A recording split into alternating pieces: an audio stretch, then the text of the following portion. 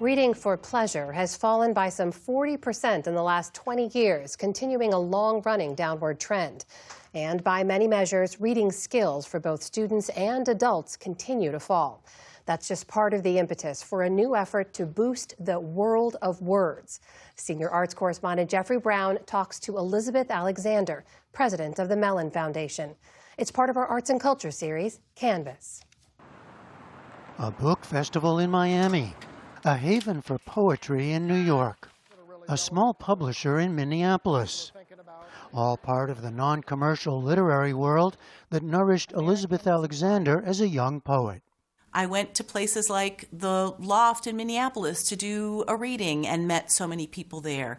I went to bookstores that devote themselves to the work of small presses and met my audiences there. I went to an artist colony and had time to write more poems and also meet other writers and artists and musicians and see how they approached their craft. That's kind of how I know what works. And now you want to make sure those survive. Yes, absolutely. She's now in a position to do just that as president of the Mellon Foundation, one of the nation's largest philanthropies, and for the record, a NewsHour funder. A new literary arts fund started with 6 other foundations will pump $50 million over 5 years toward nonprofit organizations that serve writers and writing. Small presses, including of literature in translation, residencies, fellowships, and more. A sector, says Alexander, of those who work with words, struggling to survive. The spaces that we're particularly interested in are how do these words make their way around? Someone's got to put them on paper. Someone's got to make them in book form. Someone's got to give spaces for there to be readings and workshops. Someone's got to make literary centers where people know that literature is valued. Each day we go about our business. But just how much is literature valued in today's culture? Alexander herself has been at the center of national attention, reading her poem Praise Song for the Day at the 2009 inauguration of Barack Obama. We encounter each other in words, words spiny or smooth, whispered or declaimed, words to consider, reconsider.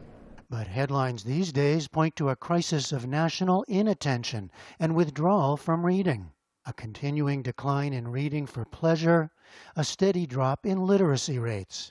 And what we keep hearing is that the reading is going down, both of ability to read and also of reading for pleasure. Is crisis the word you would use? What do you see happening? I would use that word, and I would also add the other piece on. The leisure time, both actual leisure time and the perception that you could use your leisure time to disappear in a book, that is something that's under pressure. We have tremendous pressures with book banning, the kinds of experiences and lives and stories that are now being taken off library shelves and removed from school systems.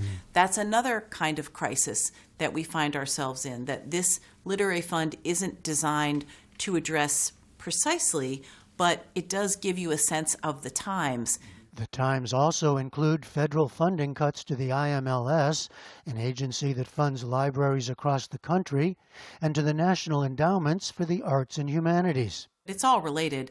The $15 million grant that we made to the Federation of State Humanities Councils, so that every single humanities council in the country could stay afloat. And a lot of what they do many different things, but they do things like oral histories of veterans in a particular community or poetry workshops for people in a community. A lot of powerful word activity happens at humanities centers. So that is a way alongside this initiative that we're trying to more directly address that crisis. In fact, Mellon itself has been the target of attacks from the right. As has the focus on DEI, it and many other institutions of all kinds have embraced. Alexander is not backing down.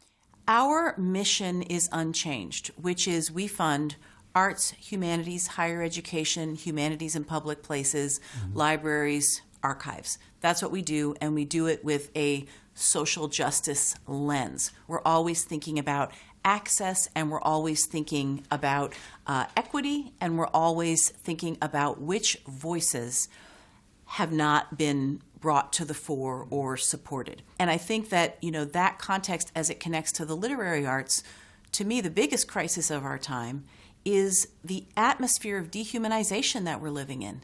Meaning that people are being othered from on high, meaning that the coarseness of language and action to value some lives more than others, to disparage, is something that is ever more ambient. I presume you're talking about it even at the highest levels of government, where we hear words used that way. And that are out of bounds.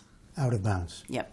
And I honestly believe that certainly learning, but also the arts, and in the case of today's topic, the word, are the best way, the most efficient and powerful way for people to see each other and for people to understand that we all live different lives, and that as a species, honestly, we don't survive if we don't figure out how to hear, respect, and see each other. And I think that literature has superpowers to do that.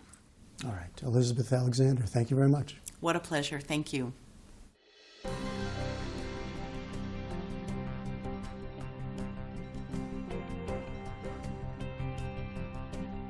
Wait just a second. We have one more thing to share. We want to say a heartfelt thank you for watching and supporting PBS News. Without you, we simply wouldn't be able to provide the news and the information that you trust. So thank you from everybody here at PBS News. Support journalism you trust. Support PBS News. Donate now, or even better, start a monthly contribution today.